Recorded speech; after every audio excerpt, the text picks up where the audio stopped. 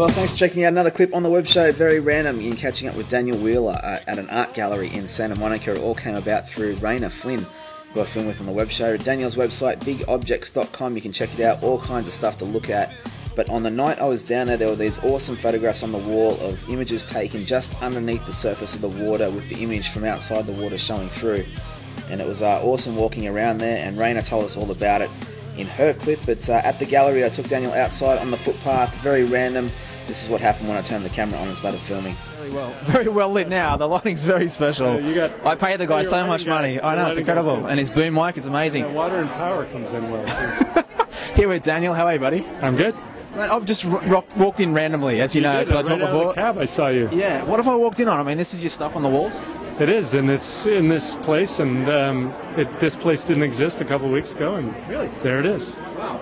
And I do a show all about stories. So how did you get into art? What sort of led you into that path? Yeah. Oh, man. It's happened so long ago, I don't think I remember. Since I was a kid. Yeah. Just always sketching? Building stuff. Not so much sketching, but building stuff. Wow, really? I used to build stuff like crazy when I was a kid. My parents would come downstairs and the whole place would be changed. Couches would be on top of each other. Things would be all over the place. Nightmare kid. I was a nightmare kid. Oh, God, we got to unravel what Daniel's done. Uh-oh. And so what about putting this on canvas now and the art that you're doing now? How'd that come about? Well, it came from a lot of the other work that I do.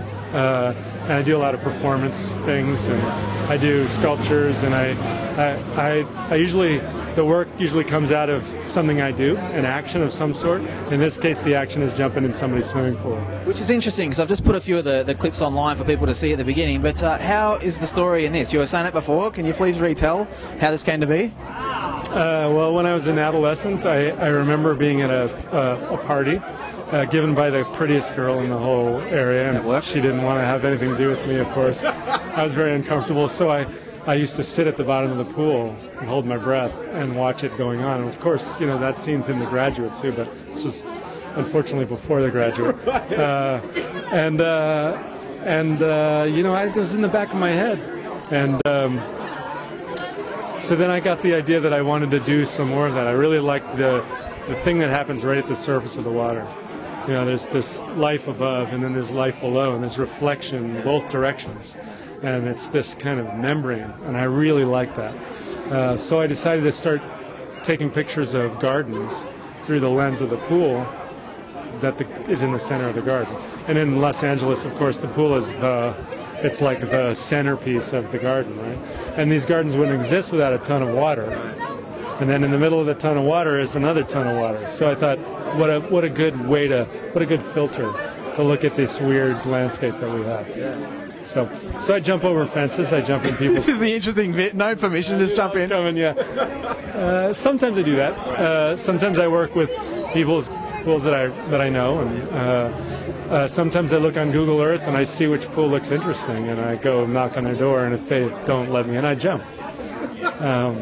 And I've chased fires and a bunch of other things because that's what we have here. So some funny stories running after fire engines in my wetsuit. And, so it's fun. Somebody's got to do this job. Exactly, man. And the thing that I love asking people is if they can live the ultimate dream, what it would be. So have you always been a big dreamer? And if it is, what is it for you, the ultimate, if you could have it?